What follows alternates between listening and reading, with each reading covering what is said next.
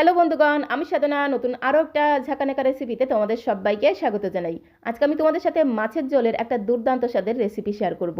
যে কোনো মাছের ঝোল এইভাবে রান্না করলে স্বাদ আর গন্ধে থালার সবটুকু ভাত নিমেষেই খাওয়া হয়ে যাবে।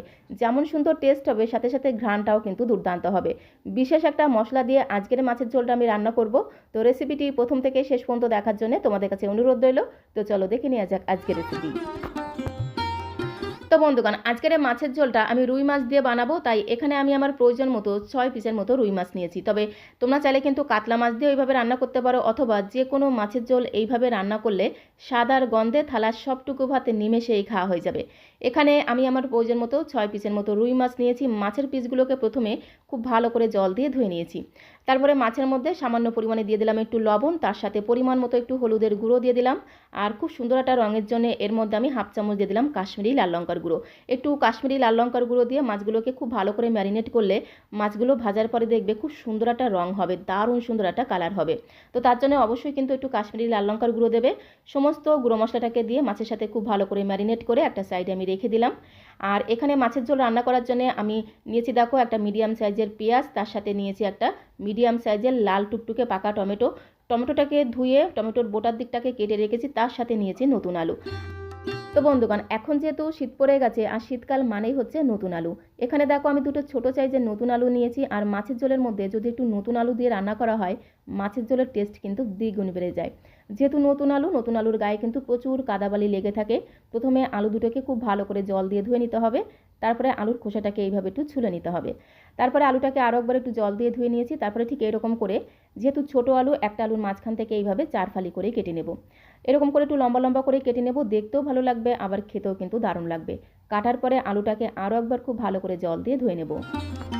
তো তার সাথে দেখো এখানে নিয়েছি একটা মিডিয়াম সাইজের পেঁয়াজ। পেঁয়াজের খোসাটাকে ছাড়িয়ে খুব সুন্দর করে জল দিয়ে ধুয়ে রেখেছিলাম। তো এখন আমি এই ছুরির সাহায্যে খুব ভালো করে পেঁয়াজটাকে একদম ঝিরিমিরি করে কুচি করে নেব, যাকে বলে একদম ফাইন চপ করে কুচি করে নেব। মাছের ঝোলের মধ্যে পেঁয়াজ যদি এইভাবে একটু ফাইন চপ করে কুচি করে রান্না করা হয়, অথবা গ্রেটার দিয়ে গ্রেট করে দেওয়া হয়, অথবা যদি একটু আধবাটা করে বেটে তারপরে মাছের ঝোলটা রান্না করা হয়, তাহলে দেখবে মাছের ঝোলের টেস্ট কিন্তু দ্বিগুণ বেড়ে যাবে। তো পেঁয়াজটাকে একদম ফাইন চপ করে কুচি করে নিয়েছি। তার সাথে একটা লাল টুকটুকে পাকা টমেটোকে আগেই জল দিয়ে ধুয়ে বোটার দিকটাকে একটু কেটে রেখেছিলাম। তো টমেটোটাকে এইভাবে আমি 4 ফালি করে কেটে নিলাম। তো এখন আমি রান্নাটা করে নেব, তার জন্য সরাসরি চলে আসলাম কড়াইয়ের কাছে।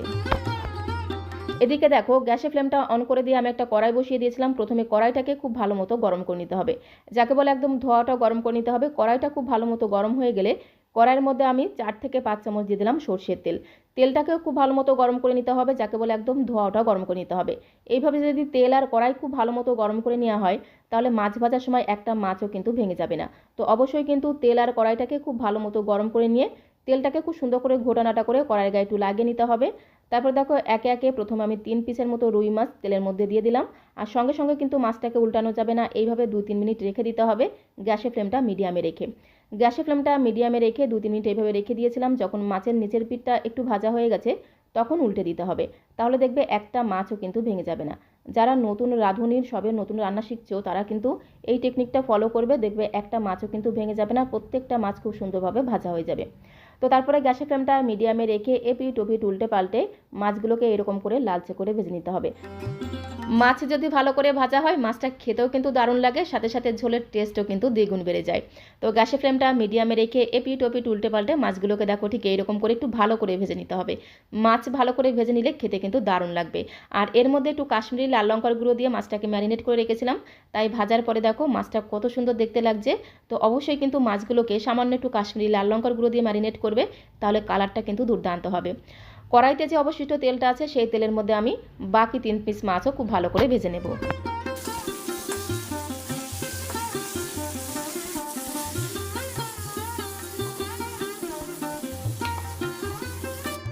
তো সমস্ত রুই মাছের পিসগুলোকে দেখো খুব সুন্দর করে ভেজে নিয়েছি। কড়াইতে যেটুকু তেল আছে, সেই তেলের মধ্যে আমি আলুর টুকরোগুলোকেও ভেজে নেব। তো একে একে সমস্ত আলুর পিসগুলোকে দিয়ে খুব ভালো করে একটু নেড়ে চেড়ে মিশিয়ে নেব। তারপরে আলু ভাজার সময় আলুর মধ্যে সামান্য পরিমাণে একটু লবণ আর হলুদ গুঁড়ো দিয়ে আলুটাকে ভেজে নেব। মাছের ঝোলের মধ্যে যদি এইভাবে একটু আলু দেওয়া হয়, খেতে কিন্তু দারুণ লাগে। আর যেহেতু নতুন আলু, মাছের ঝোলের টেস্ট কিন্তু আরও দ্বিগুণ বেড়ে যাবে। তবে আলুটা কিন্তু সম্পূর্ণ অপশনাল, তোমরা চাইলে দিতে পারো, আবার নাও দিতে পারো। যারা আলু খেতে একদমই পছন্দ করো না, তারা কিন্তু আলুটা বাদ দিতে পারো। তো গ্যাসের ফ্লেমটা মিডিয়াম টু লোতে রেখে বেশ একটু ধীরে ধীরে সময় নিয়ে আলুগুলোকে দেখো এরকম করে একটু লালচে করে ভেজে নিয়েছি। আর ভাজতে ভাজতেই কিন্তু আলুটা 50 থেকে 60% মতো কিন্তু নরম হয়ে গেছে। কড়াইতে আরও 1 চামচের মতো তেল আছে, এইভাবে আমি তেলটাকে একটু তুলে রেখে দেবো। আর কড়াইটা যেহেতু একটু কালো হয়ে গেছে, কড়াইটাকে খুব ভালো করে একটু ধুয়ে পরিষ্কার করে নিতে হবে। তো দেখো তেলটাকে আমি আলু ভাজার মধ্যেই তুলে নিলাম, 1 চামচের মতো তেল ছিল, তেলটাকে আমি তুলে নিলাম। তারপরে কড়াইটাকে খুব ভালো করে একটু ধুয়ে নেব। তো এখন আমি একটা মশলা তৈরি করে নেব। তার জন্য দেখো একটা ছোট্ট মিক্সিং জার নিয়েছি। মিক্সিং জারের মধ্যে যে টমেটোটা কেটে রেখেছিলাম সেই টমেটোর টুকরোগুলো দিয়ে দিলাম, তার সাথে 2টো কাঁচা লঙ্কা আর 2টো শুকনো লঙ্কা মিশিয়ে দিলাম। মাছের ঝোলের মধ্যে একটু শুকনো লঙ্কা বেটে দিলে কিন্তু কালারটাও ভালো হবে, সাথে সাথে ঘ্রাণটাও কিন্তু দুর্দান্ত হবে। 1/2 ইঞ্চি মতো আদাকে একদম ছোট ছোট করে কেটে দিয়ে দিলাম। তার সাথে মাত্র 5 কোয়ার মতো দিয়ে দিলাম রসুন। রসুনের পরিমাণটা খুব বেশি দেবে না, মাছের ঝোলে 4-5 কোয়া দিলেই কিন্তু যথেষ্ট। একদমই অল্প পরিমাণে জল দিয়ে মিক্সিং জারের ঢাকনাটা বন্ধ করে মশলাটাকে একদম মিহি করে পেস্ট করে নেব। তো দেখো মশলার একটা মিহি পেস্ট আমি তৈরি করে নিলাম। মশলাটাকে একটা সাইডে আমি রেখে দেবো। তো তারপরে আমি সরাসরি চলে আসলাম কড়াইয়ের কাছে। গ্যাসের ফ্লেমটা অন করে দিয়ে কড়াইটা একটু গরম হয়ে গেলে কড়াইয়ের মধ্যে আমি 2 থেকে 3 চামচ দিয়ে দিলাম সরষের তেল। তেলটা একটু গরম হয়ে গেলে একটা শুকনো লঙ্কা ফোড়ন দিয়ে দিলাম, তার সাথে আমি 1/2 চামচ দিয়ে দেবো গোটা জিরে ফোড়ন। তো দেখো 1/2 চামচের মতো গোটা জিরে ফোড়ন দিয়ে দিলাম, তার সাথে আমি একটা তেজপাতাকে মাঝখান থেকে একটু ঝাঁকানাকা করে ছিঁড়ে দিয়ে দেবো। তারপরে গ্যাসের ফ্লেমটা মিডিয়াম টু লোতে রেখে খুব সুন্দর করে ঘোটানাটা করে ফোড়নটাকে একটু ভেজে নিতে হবে। ফোড়ন থেকে যখন খুব সুন্দর একটা ভাজা গ্রান বেরিয়ে আসবে তখন আমি এর মধ্যে যে পেঁয়াজটাকে একদম ঝিরিমিরি করে, যাকে বলে একদম ফাইন চপ করে কুচিয়ে রেখেছিলাম, সেই ঝিরিমিরি পেঁয়াজ কুচিটাকে দিয়ে দেবো। এখানে আমি একটা মিডিয়াম সাইজের পেঁয়াজকে ঠিক এইরকম করে একদম ফাইন চপ করে কুচিয়ে নিয়েছিলাম। তোমরা চাইলে কিন্তু গ্রেটারে গ্রেট করে নিতে পারো, অথবা মিক্সিং জারে 2বার একটু ঘুরিয়ে আধ বাটা করেও বেটে নিতে পারো। মাছের ঝোলের মধ্যে পেঁয়াজটাকে এরকম করে একটু আধ বাটা করে অথবা একদম ফাইন চপ করে কুচিয়ে রান্না করলে মাছের ঝোলের টেস্ট কিন্তু দ্বিগুণ বেড়ে যায়।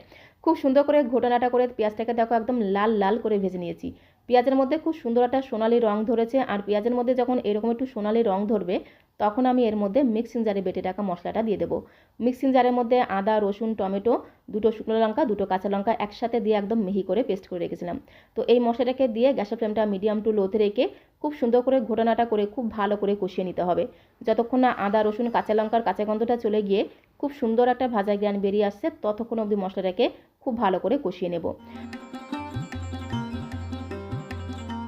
তো বেশ কিছু সময় ধরে মশলাটাকে দেখো খুব ভালো করে কষিয়ে নিয়েছি, মশলা থেকে তেল ছাড়তে শুরু করেছে। তো এখন আমি এর মধ্যে মিক্সিং জারটা ধুয়ে বেশ কিছুটা জল দিয়ে দিলাম। প্রথমে এভাবে একটু জল দিয়ে নিতে হবে, তারপরে আমি এর মধ্যে সামান্য কিছু গুঁড়ো মশলা অ্যাড করে দেবো, তাহলে এই গুঁড়ো মশলাগুলো কিন্তু আর পুড়ে যাবে না। তো প্রথমেই দিয়ে দিলাম পরিমাণ মতো হলুদের গুঁড়ো, 1 চামচের 3 ভাগের 1 ভাগ দিয়ে দিলাম ধনিয়া গুঁড়ো, তার সাথে 1 চামচের 3 ভাগের 1 ভাগ দিয়ে দিলাম জিরের গুঁড়ো। সমস্ত গুঁড়ো মশলাটা একদমই অল্প পরিমাণে দিতে হবে, তাহলে ঝোলের টেস্ট কিন্তু দ্বিগুণ বেড়ে যাবে। তার সাথে আমি দিয়ে দিলাম একটু কাশ্মীরি লাল লঙ্কার গুঁড়ো, এতে কালারটা কিন্তু দারুণ হবে। তার সাথে স্বাদ মতো দিয়ে দিলাম লবণ।